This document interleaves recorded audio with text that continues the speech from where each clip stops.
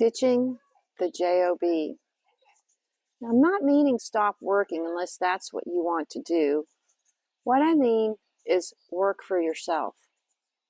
Is entrepreneurship for everyone? Probably not.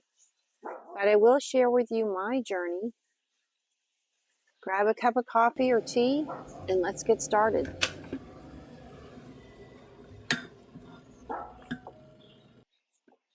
My name is Elisa.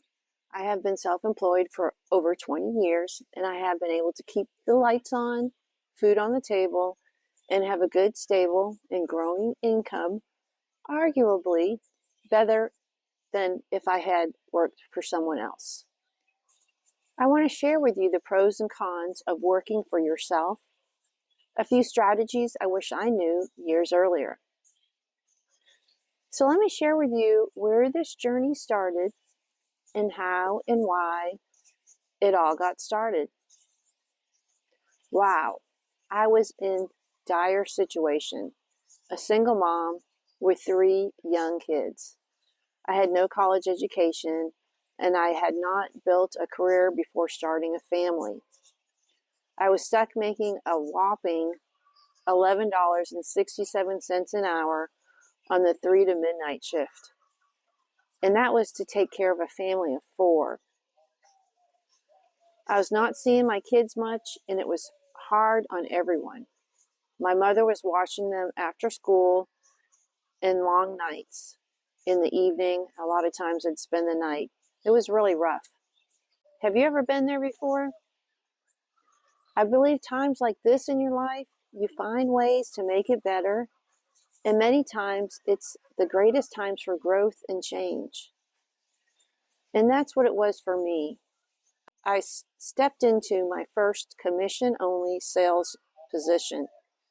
It was very scary not being able to rely on a paycheck, but I knew if I was halfway good at it, I would be making more than my hourly wage job.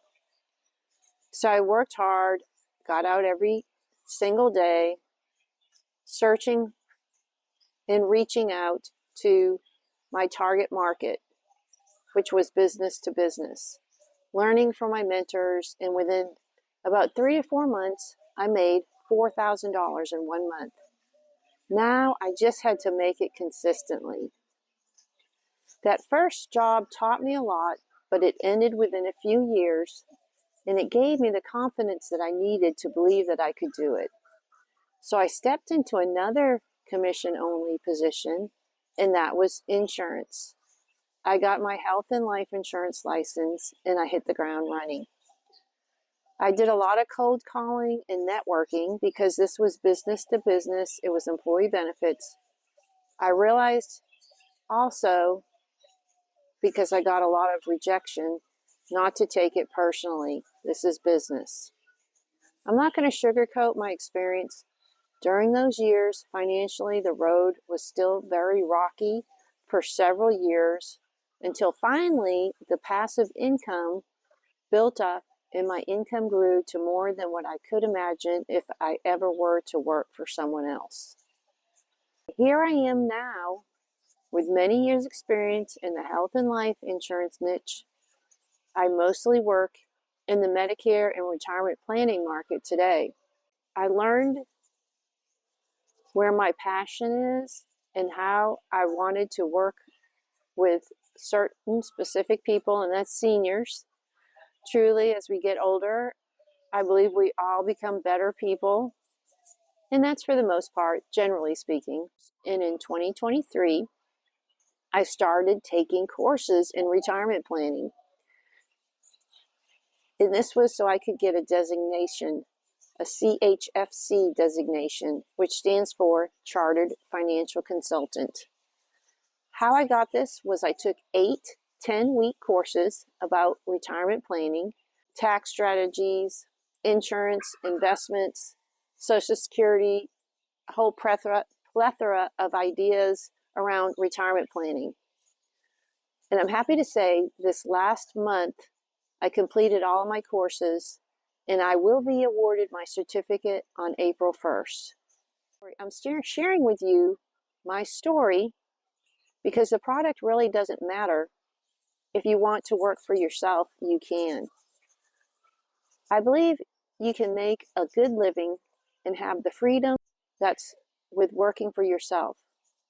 Now, with unlimited freedom, it can be a two-edged sword. You have to instill upon yourself self-discipline and motivation. You have to make it happen. And it might not be for everyone, because it's not easy on some days. You won't get the support that you're used to working for someone else, the staff that does the payroll or the staff that does the marketing and sales. You have to wear many hats and be the one who does everything until you can delegate that to other people, which eventually you will. I wish that I had become incorporated a long time ago, but I didn't do that until 2021. My business instantly became better, made more money, had more opportunity, and now I was paying myself a paycheck and taking out Medicare and Social Security. As a 1099 worker, you're not having all that taken out, which is not good. Also, doing your 1099 tax return, I was always audited. And now, since I've been incorporated, I've never been audited. I have a bookkeeper accountant that does my taxes and my bookkeeping. Another thing is you can give yourself benefits, including opening an IRA and health insurance benefits when you're incorporated. Again, as a 1099 self-employed contract worker, it's harder to get health insurance and benefits. The goal for me is to fill out my calendar with appointments, helping others with their Medicare and retirement planning. Now, the nice thing working for myself is I can choose my hours and my work schedule. If I need to do other things or I want to focus on other things, I can.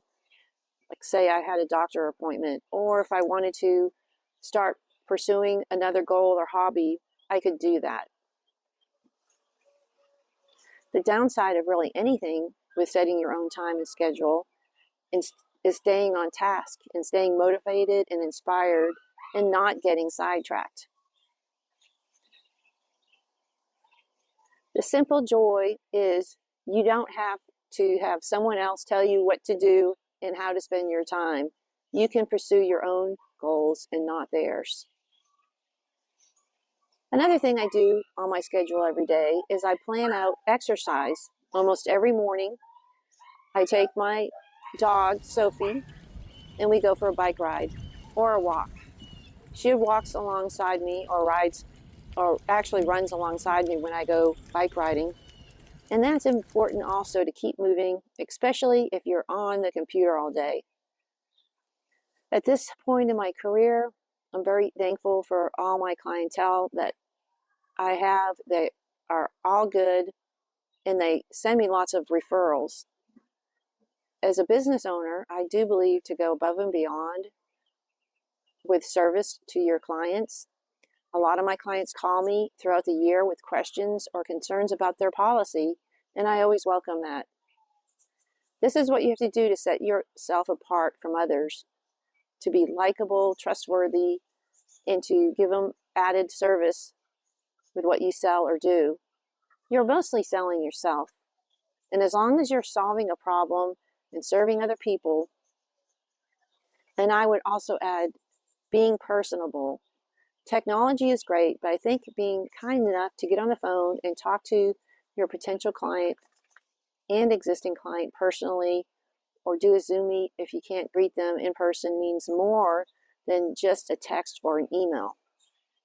It might depend on the market clientele that you're serving. Perhaps that's different with the millennials. What are your thoughts about the different generations and how to serve their preferred ways of connecting?